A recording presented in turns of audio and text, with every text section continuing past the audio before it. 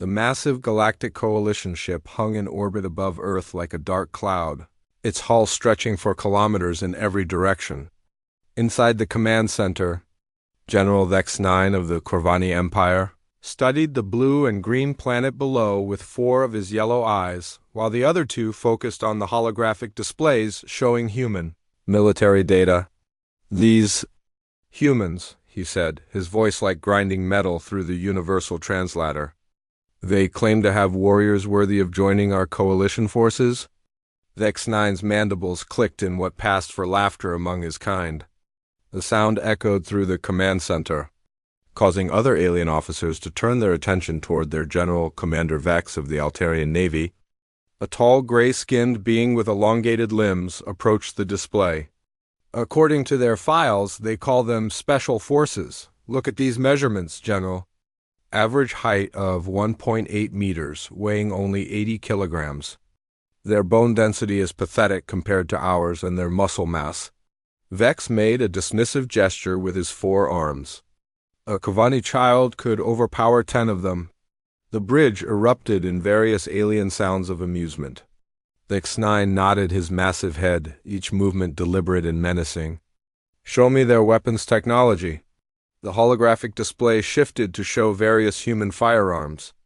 A collective silence fell over the bridge before it exploded into what could only be described as alien laughter.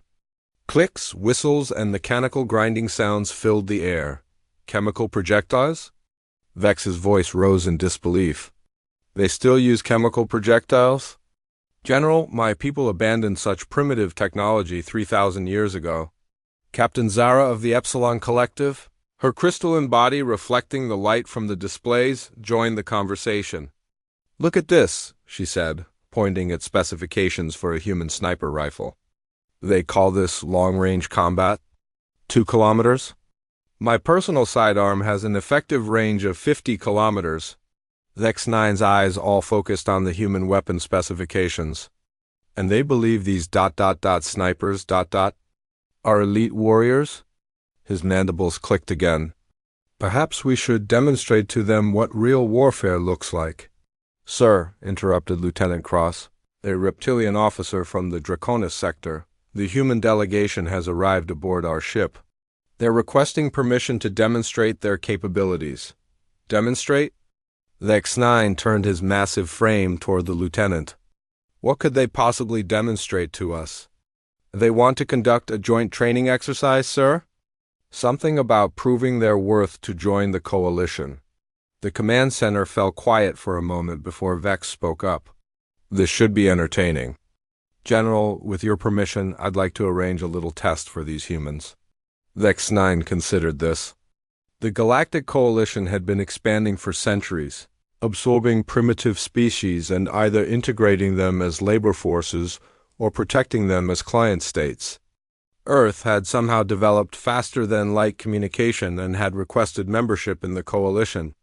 Their technology was laughably primitive, but their planet had resources that could be useful. Very well, Vex 9 decided. Set up a combat simulation. Something simple these humans might actually be able to complete without embarrassing themselves too badly. An hour later, in the massive cargo bay that had been converted into a simulation chamber, a group of human soldiers stood at attention. They wore simple camouflage uniforms and carried those primitive chemical weapons the aliens had found so amusing. The leader of the human delegation stepped forward. He was a lean man with weathered skin and steady eyes, wearing the insignia of the United States Army. I'm Sergeant First Class Marcus Webb, he said, his voice calm and professional. These are my men. We're here to show you what human special forces can do. Standing nearby, Commander Vex couldn't help but notice how small the humans looked next to even the shortest members of the alien coalition. The tallest human barely came up to Vex's shoulder, and Vex was considered average height among his people. Sergeant Webb, Vex said, trying to keep the amusement out of his voice. We've prepared a simple scenario for you. Urban combat simulation. There are 50 enemy targets distributed throughout a recreation of a city district. Your objective is to eliminate as many as possible within 1 hour. Webb nodded. Understood, sir. Will we be facing coalition soldiers in this simulation? Oh no, Vex replied quickly. That would hardly be fair. These are training automatons programmed to mimic basic combat behavior. Nothing too challenging. What Vex didn't mention was that these training automatons were built to coalition standards.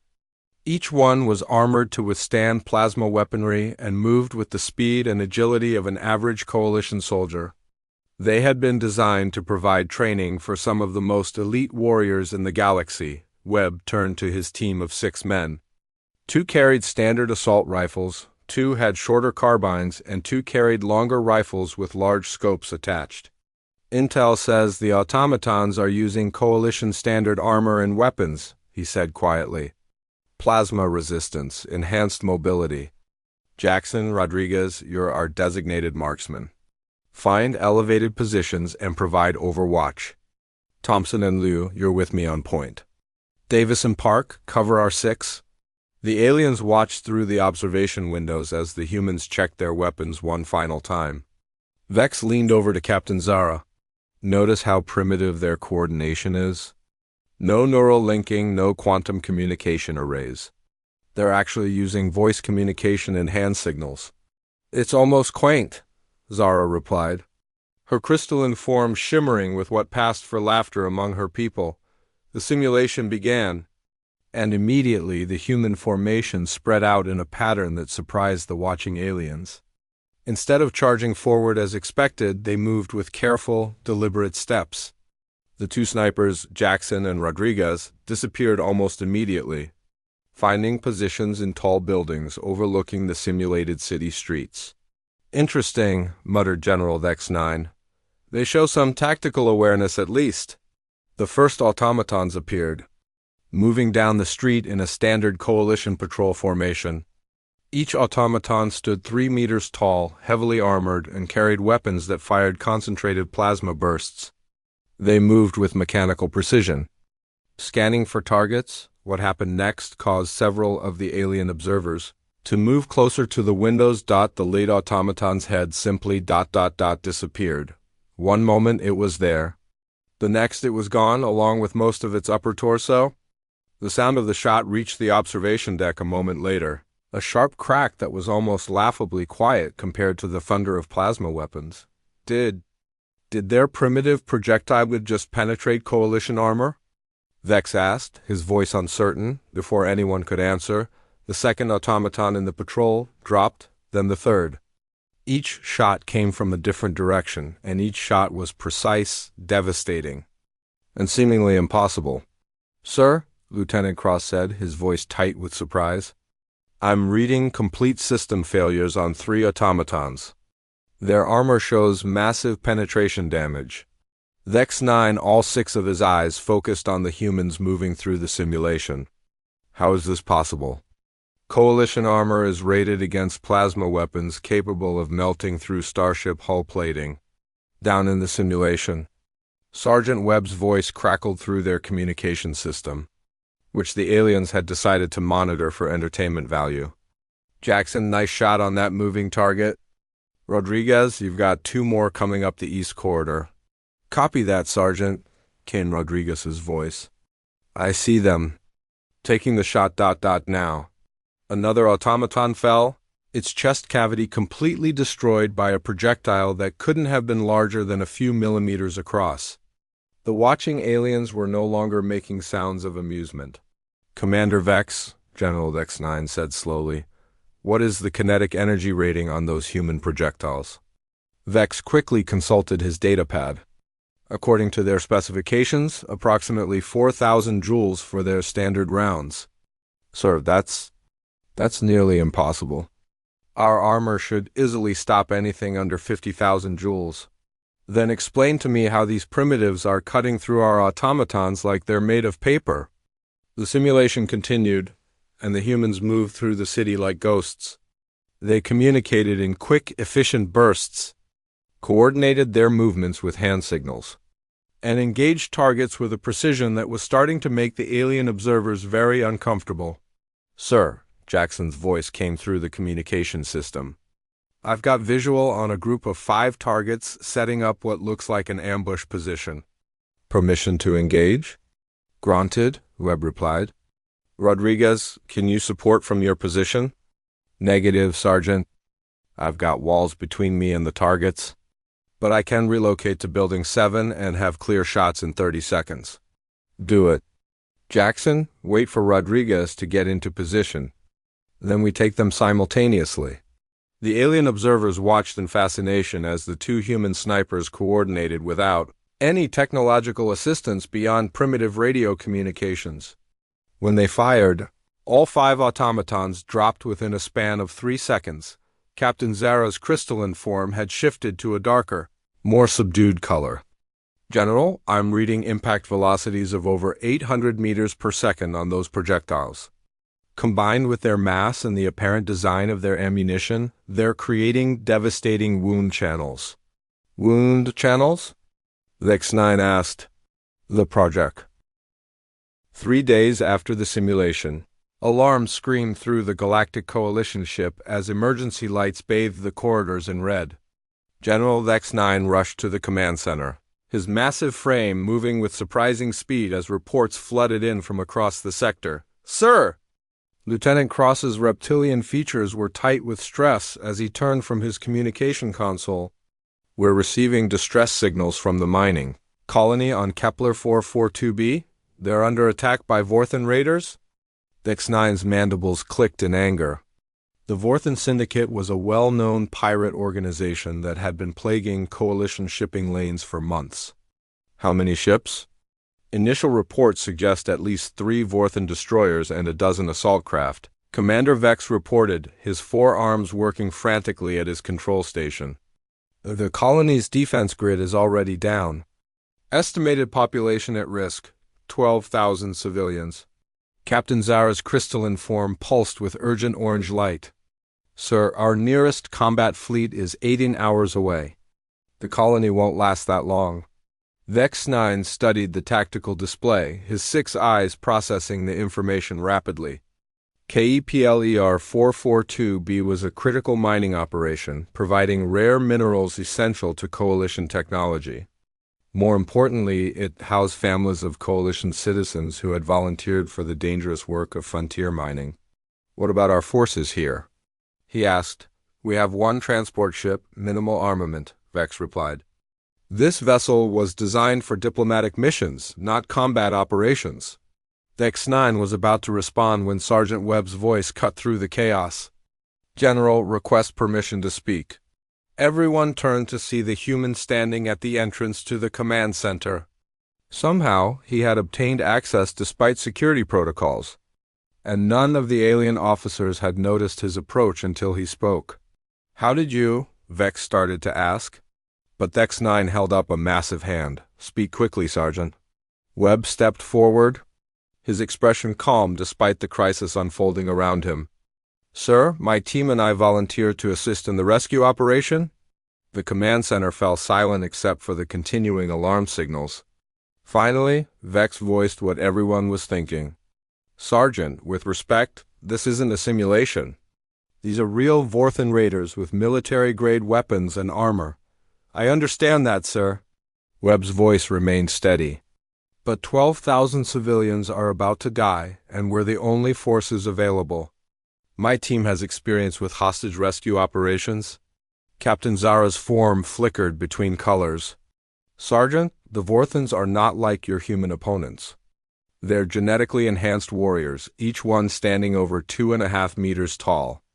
Their natural armor plating can stop most small arms fire, and they're equipped with advanced plasma weapons. Webb nodded. How many raiders are we looking at groundside? Lieutenant Cross checked his readings. Preliminary scans show approximately 40 Vorthan ground troops spread across the colony. They've taken control of the main administrative building where most of the civilians are being held. 40 hostiles. Unknown number of civilians in a confined space, Webb muttered, apparently thinking out loud. What's the layout of the colony? Despite himself, Vex-9 found himself curious about the humans' approach. Show him the colony schematics. The holographic display shifted to show an overhead view of the mining colony. It was a typical frontier settlement, prefabricated buildings arranged in a grid pattern around a central administrative complex. With mining equipment and processing facilities on the perimeter, Webb studied the display for several seconds. "Sir, if you can get my team to the surface, we can neutralize the hostile forces and secure the civilians." "Impossible," Vex declared. "Sergeant, you saw how our training automatons performed against conventional coalition tactics. These Vorthans are real warriors. They've been raiding coalition territories for years." "With respect, sir," Webb replied, "your automatons weren't trying to kill me." "These raiders will be." Something in the human's tone made Vex-9 pause. There was no bravado, no false confidence. Just a calm assessment of the situation and a statement of capability. "Sergeant, what exactly are you proposing?" Webb pointed to the colony schematics. "My team specializes in precision elimination of hostile forces in urban environments. The Vorthans have made a classic mistake. They've concentrated their forces around the main building to control the hostages. That leaves them vulnerable to sniper fire from multiple directions. The range from the colony perimeter to the administrative building is over 800 meters, Captain Zara noted. Our intelligence reports indicate Vorthan personal shields can deflect most projectile weapons at that distance." Webb's expression didn't change. "Ma'am, my team regularly engages targets at over 1,000 meters. As for their shields, we'll see." General Vex-9 made a decision that would later be recorded in Coalition. Military history is either brilliant or catastrophically stupid. "Lieutenant Cross, prepare a stealth insertion pod." "Commander Vex, you'll pilot the approach." "Sir," Vex protested, "this is madness. 6 humans against 40 Vorthan raiders?" "Commander, yesterday I watched these 6 humans eliminate 50 combat automatons using primitive weapons. Today, we're going to see what they can do against real enemies." 2 hours later, the stealth insertion pod approached Kepler 442b, under cover of the planet's dense atmospheric interference. The pod was designed for covert reconnaissance missions, not combat insertions, but its advanced cloaking systems made it virtually undetectable. Inside the cramped pod, Sergeant Webb's team made final preparations. Jackson and Rodriguez checked their rifles, adjusting scopes and loading special ammunition they had requested from the Coalition's fabrication systems. The other 4 men prepared their gear with the same methodical precision the aliens had observed during the simulation. "Sir," Rodriguez said quietly, "the fabrication system was able to replicate our ammunition specifications, but I'm not sure how it'll perform against Vorthan armor." "We'll find out," Webb replied. "Remember, these aren't automatons. They're living beings with families somewhere. But right now, they're threatening innocent civilians, and that makes them legitimate targets." Through the pod's viewports, they could see the mining colony below. Smoke rose from several buildings, and the distinctive blue-white flashes of plasma weapons could be seen throughout the settlement. Vorthan assault craft sat on the landing pads like predatory insects. "Insertion point in 30 seconds, Commander Vex announced through the communication system. His voice carried a tension that hadn't been there during the simulation. "Sergeant, are you certain about this?" Webb keyed his microphone. "Sir, just get us on the ground. We'll handle the rest." The pod touched down in a wooded area 3 kilometers from the colony, its landing dampened by gravitic systems that made no more noise than a gentle breeze. As the humans disembarked, they moved with a fluid efficiency that impressed even Commander Vex, who watched through the pod's external cameras. "Jackson, Rodriguez, find your positions," Webb said quietly into his radio. "Everyone else, we move to within 400 meters of the administrative building and wait for the shots." The 2 designated marksmen disappeared into the landscape with a speed that surprised the watching aliens. Despite their bulky equipment and primitive technology, they seemed to vanish into terrain that offered minimal cover. "Sir," Lieutenant Cross reported from orbit, "I've lost visual contact with the human snipers. Our sensors can't detect them." General Vex-9 watched the tactical display with growing interest. "What about their radio communications?" Still active, sir, but they're using some kind of frequency hopping encryption. Very sophisticated for such primitive technology. Down on the planet's surface, Jackson had found a position atop a small ridge overlooking the colony. Through his scope, he could see Vorthan raiders moving between buildings with the confidence of professional soldiers. Each raider stood over 2 meters tall, their natural chitinous armor plates gleaming in the planet's pale sunlight. Rodriguez, this is Jackson. I'm in position, range to target building 820 meters. I count 6 hostiles in the main courtyard. Copy, Jackson. I'm 700 meters out, elevated position in the old mining tower. I've got visual on at least 8 more hostiles. These guys are big.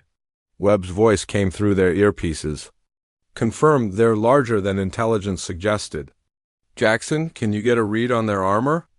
Jackson adjusted his scope, studying the nearest Vorthan raider. Looks like natural chitinous plating over the torso and limbs. Possible weak points at joint locations. Sir, I'm not confident about penetration with standard rounds. Switch to armor piercing, Webb ordered. Remember, we're not trying to wound. These rounds need to drop them permanently. Both snipers made adjustments to their weapons, loading ammunition specifically designed to penetrate hardened targets. The rounds were heavier than their standard loads, with tungsten cores designed to maintain stability through various atmospheric conditions. Sir, I have a clear shot on what appears to be a command element, Rodriguez reported.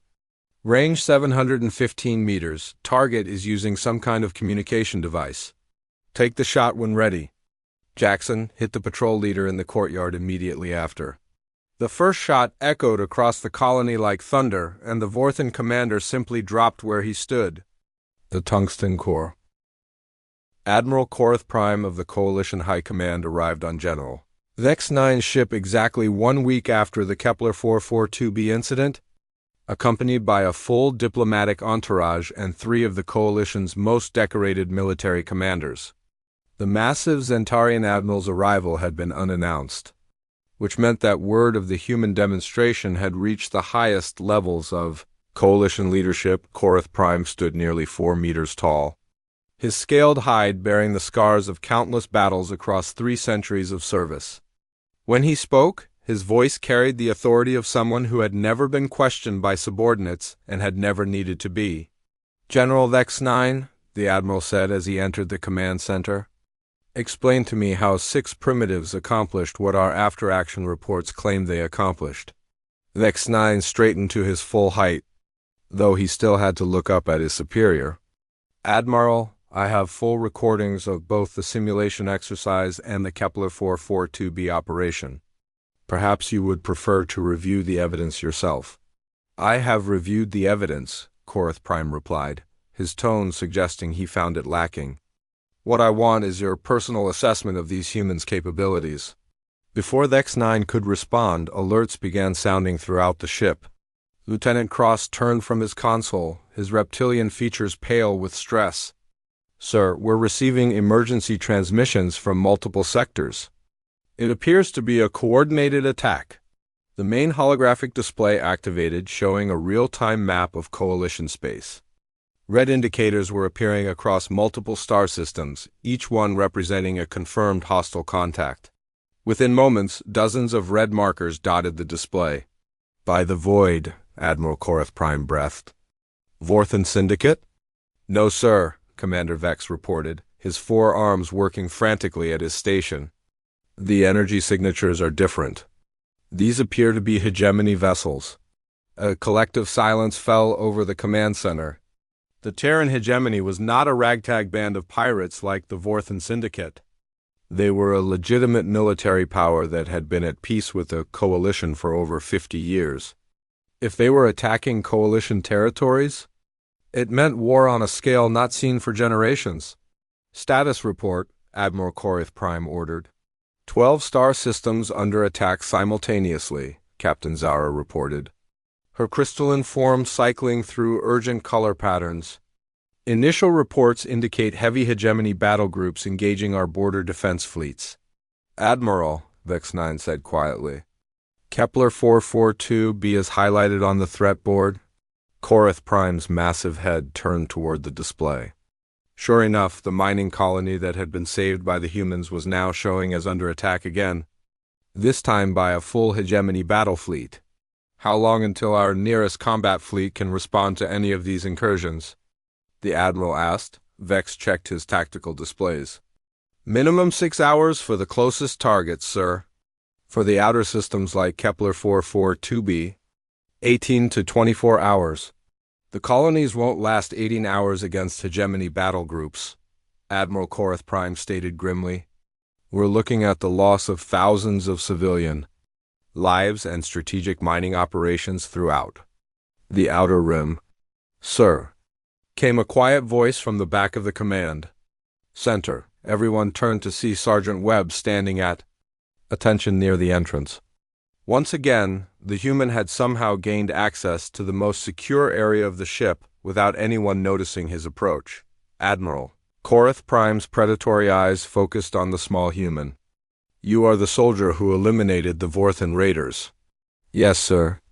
Sergeant First Class Marcus Webb, United States Army Special Forces. I see. The Admiral studied Webb for a long moment. And what do you propose, Sergeant? Sir, my government has been monitoring coalition communication channels as part of our application process. We're aware of the current situation. Are you indeed? Webb nodded.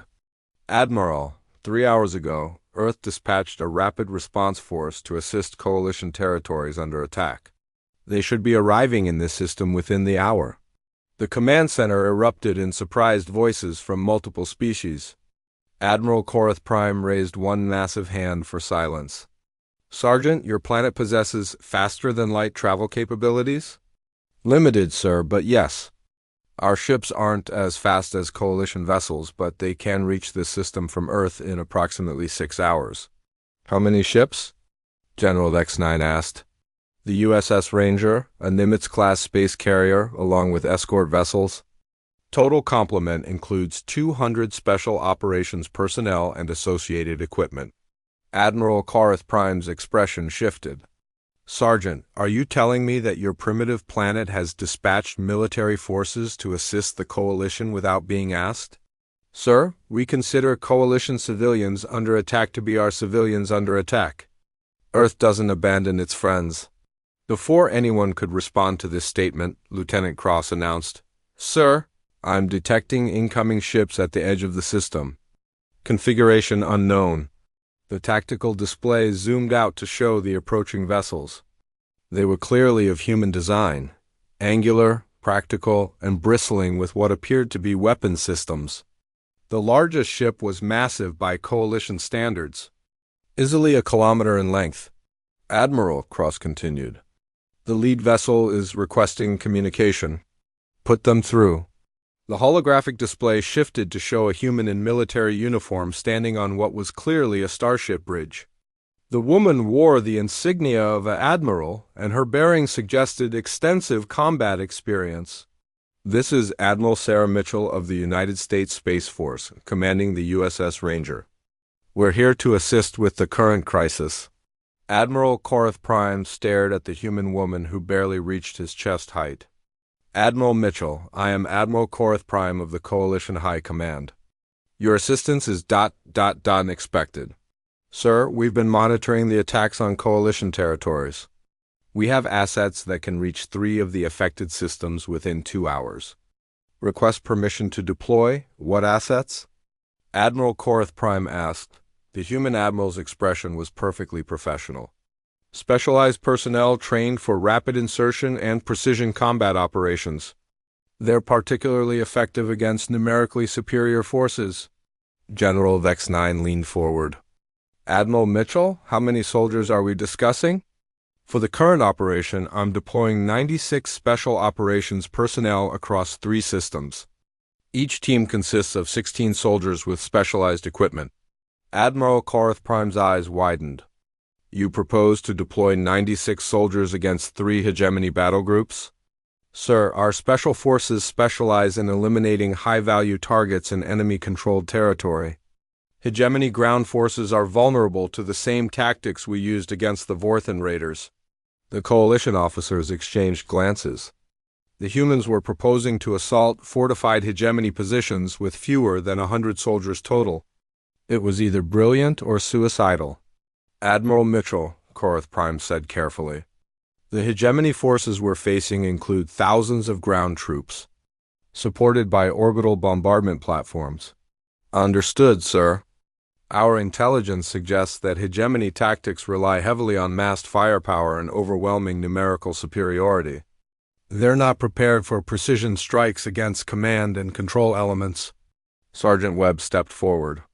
Admiral, if I may? Korath Prime nodded.